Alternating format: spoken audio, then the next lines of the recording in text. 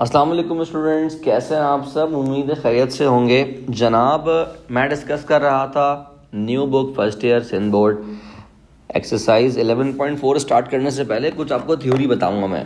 जनाब, कुछ थ्योरी बताने से क्या मुराद है मेरा। जनाब, 11.4 में हमारे पास सरकम सर्किल क्या है जनाब। डेफिनेशन पढ़ते हैं। It is a circle passing through the vertices of a triangle. ये ऐसा सर्किल है जो ट्राइंगल के वर्टिसेस से गुजरेगा।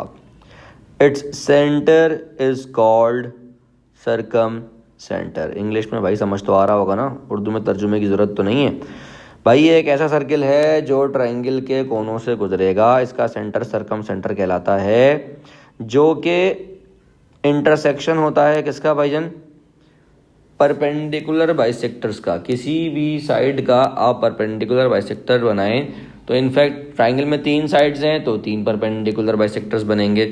ये तीनों जहां मीट करें उस पॉइंट को हम सरकम सेंटर कहते हैं।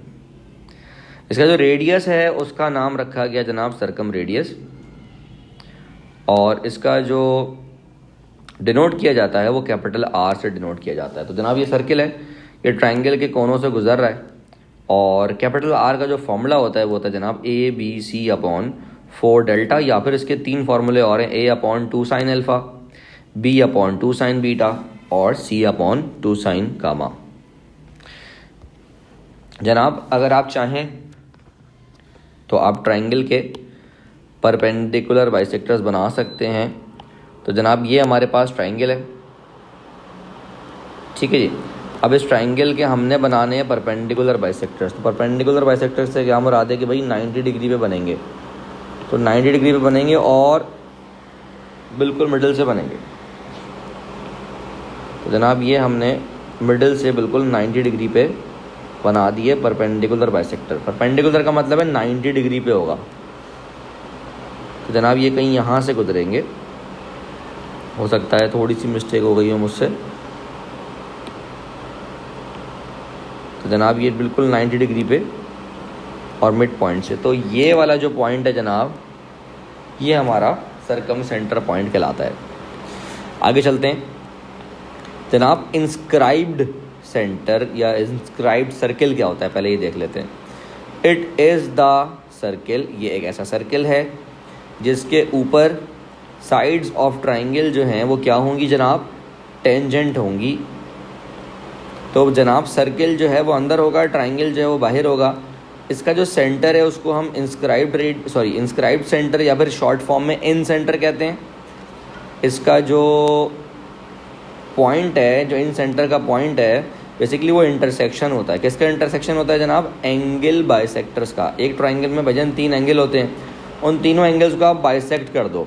बाइसेक्ट करके जो तीनों लाइंस बनेंगी वो जहाँ मीट करेंगी उस पॉइंट को हम क्या कहते हैं, हम उस पॉइंट को कहते हैं इन सेंटर। तो मैं आपको डायग्राम भी दिखा देता हूँ कि जनाब ये हमारे पास लेट से एक अदद ट्राइंगल है, ठीक है, और इनके आप एंगल बाइसेक्टर्स बनाएं। एंगल बाइसेक्टर्स का मतलब है कि आप एंगल को आधा करें। तो आज जनाब हम एक ऐसी लाइन बना रहे हैं जो एंगल को आधा कर रही है। हमें एक ऐसी लाइन बना रहे हैं जो कि एंगल को आधा कर रही है। तो ये जो पॉइंट है हमारे पास, ये जो पॉइंट है हमारा, ये क्या है भाई, ये हमारा इन सेंटर है। इसका जो रेडियस है उसको शॉर्ट फॉर्म में हम इन रेडियस कहते हैं। रिप्रेजेंट किया जाता है भाईजान स्मॉल आर से, ठीक है। सर्किल अंदर होता है, ट्राइंगल बाहर होता है, और सर्किल के ऊपर ट्राइंगल की जो साइड्स हैं वो टेंजेंट होती हैं। इसका फॉर्मूला होता है R=Δ/S। डेल्टा आपको पता है एरिया ऑफ ट्राइंगल है। इसके आगे देखते हैं जनाब स्क्राइब्ड सर्किल। स्क्राइब्ड सर्किल क्या होता है जनाब, ये एक ऐसा सर्किल होता है जिसके ऊपर साइड्स ऑफ ट्राइंगल टेंजेंट तो होती हैं, लेकिन उसके अंदर सर्किल अंदर था, जबकि यहाँ पर सर्किल जो है वो बाहर होगा। तो टेंजेंट कहाँ से होंगी, बाहर से होंगी। इसका जो सेंटर है उसको हम स्क्राइब्ड सेंटर भी कहते हैं और ई सेंटर भी कहते हैं शॉर्ट फॉर्म में। तो इन सेंटर क्या होता है भाई, इंटरसेक्शन होता है किसका, एंगल बाइसेक्टर्स का। जो ई सेंटर होता है ना, ये भी क्या होता है, इंटरसेक्शन होता है एंगल बाइसेक्टर्स का। लेकिन एंगल बाइसेक्टर्स कौन से होते हैं? एक होता है इंटरनल और दो होते हैं एक्सटर्नल। अब ये इंटरनल एक्सटर्नल कहाँ से आ गया सर? अब देखो मिसाल के तौर पे हमारे पास ये एक ट्राइंगल है, मैं थोड़ा सा साइड्स लंबी करके बना रहा हूँ,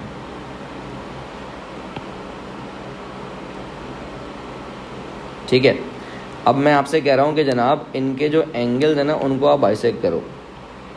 तो जनाब ये मैंने कर दिया एंगल को बाइसेक्ट, मतलब एंगल को आधा। फिर मैंने इस वाले एंगल को भी आधा कर दिया, मैं एंगल को आधा कर रहा हूँ, और मैंने इस वाले एंगल को भी आधा कर दिया। तो जहाँ ये मीट करेंगे वो जो पॉइंट है जनाब वो कहलाएगा आपका ई सेंटर। कोई मसला यहाँ तक जनाब? उम्मीद है कि समझ आ गया होगा यहाँ तक। आगे चलते हैं जनाब। इसका जो रेडियस है वो कहलाता है ई रेडियस शॉर्ट फॉर्म में, और इसको डिनोट करते हैं R1 R2 R3 से। अब ये तीन क्यों आ गए भाई? मिसाल के तौर पे अगर आप वर्टेक्स ए के सामने बनाओगे तो R1 बनेगा, वर्टेक्स बी के सामने बनाओगे तो R2 बनेगा, और वर्टेक्स सी के सामने बनाओगे तो R3 बनेगा। यहाँ तक कोई मसला जनाब? उम्मीद है कि यहाँ तक आपको समझ आ गया होगा। तो अगर हम किसी भी ट्रायंगल की बात करें तो R1 हमेशा कैपिटल R से बड़ा होता है और वो स्मॉल r से बड़ा होता है। तो R1 सबसे बड़ा होगा। मतलब किसी भी ट्रायंगल के ऊपर अगर स्क्राइब्ड सर्कल भी बना दो, तो इंस्क्राइब्ड भी बना दो, तो सर्कमस्क्राइब भी बना दो, तो उसमें जो स्क्राइब्ड होगा वो सबसे बड़ा होगा, सर्कम उससे छोटा होगा और इंस्क्राइब्ड सबसे छोटा होगा।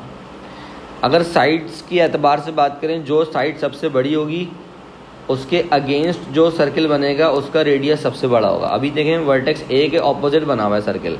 अगर मैं सर्कल यहाँ बना लूँ तो वो R2 से रिप्रेजेंट होगा, अगर मैं यहाँ बना लूँ तो वो R3 से रिप्रेजेंट होगा। समझ रहे हो नहीं समझ रहे हो? यहाँ तक बात समझ आ गई है? तो जनाब ये थी हमारी थोड़ी सी थ्योरी। अब इसके क्वेश्चंस अगर हम देख लें तो क्वेश्चन हमारे पास क्वेश्चन नंबर 1 में हमसे क्या मांग रहे हैं? कैपिटल R मांग रहे हैं और स्मॉल r की वैल्यू मांग रहे हैं। ABC उन्होंने हमें दे दिया है। अब देखो कैपिटल R का फॉर्मूला क्या है भाईजान? कैपिटल R का फॉर्मूला है ABC/4 डेल्टा, और जो स्मॉल r है उसका फॉर्मूला है जनाब डेल्टा/s। तो इसका मतलब तो मैं s निकालना पड़ेगा। तो s कैसे निकलेगा? हाफ a + b + c करके। तो जनाब ये हो जाएगा हाफ a कितना है जनाब 5, b कितना है जनाब 10 और c कितना है जनाब 12। तो अगर हम इसको प्लस कर लें तो जनाब ये है 5 + 10 + 12 और डिवाइड बाय 2, तो जनाब ये सीधा सीधा आ गया 13.5। इसके बाद आपको चाहिए एरिया।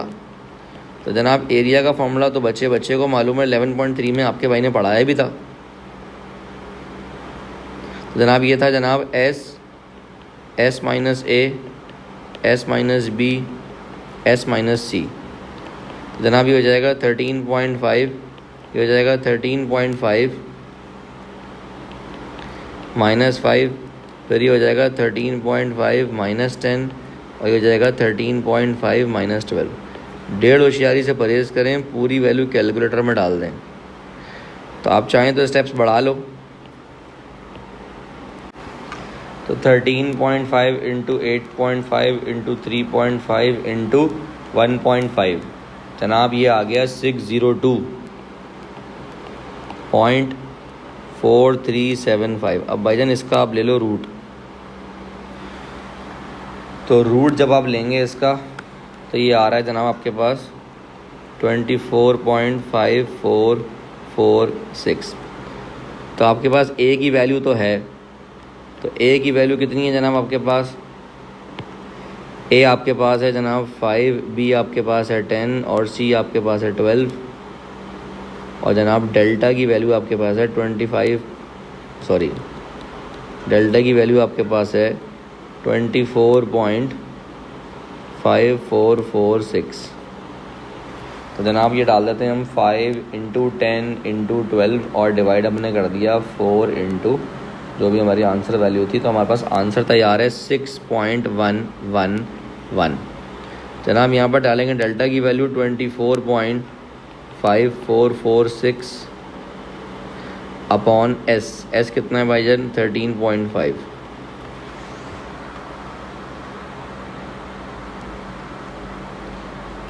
तो इसको हमें डिवाइड करना है 13.5 से, तो जनाब हमारा आंसर तैयार है 1.818।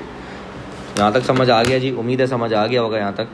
किसी किस्म में कोई मसला है तो भाई कमेंट्स में बोल दें या व्हाट्सएप कर सकते हैं। अब जनाब इस सवाल में देखो, हमें R1 निकालना है, R2 निकालना है, R3 निकालना है। तो इसके लिए आपको क्या करना पड़ेगा? वही सब करना पड़ेगा। तो उसी तरीके से हम यहाँ पर अब S निकालेंगे। S क्या है भाई? Half A + B + C। और फिर एरिया निकालेंगे। एरिया कैसे निकलेगा जनाब? √S, S - A, S - B, S - C। S निकालना अभी मैंने आपको बताया था, सिंपल कैलकुलेटर का इस्तेमाल है। फिर एरिया निकालना ही बताया था, सिंपल वैल्यू पुट करनी है आपने। फिर 1.5 होशियारी से परहेज़ करना है, कैलकुलेटर का इस्तेमाल करना है, सीधा सीधा आंसर तैयार हो जाएगा आपके पास। और जब एरिया ऑफ ट्राइंगल आप निकाल लो तो उसके बाद आप क्या करोगे? उसके बाद जो है वो आप सिंपल R1, R2, R3 निकाल लोगे। R1 का फॉर्मूला तैयार है, R2 का फॉर्मूला तैयार है, R3 का फॉर्मूला तैयार है। सिर्फ और सिर्फ क्या करना है बच्चों? आपने वैल्यूज़ डालनी है। तो एरिया की वैल्यू निकल चुकी है, वो डाल दी हमने। S - A, S - B, S - C डाल दिया हमने। कैलकुलेटर का इस्तेमाल करें, 1.5 होशियारी से परहेज़ करें। बार बार कह रहा हूँ, बच्चे गलती कर देते हैं, कभी कभार हम भी कर देते हैं भाई।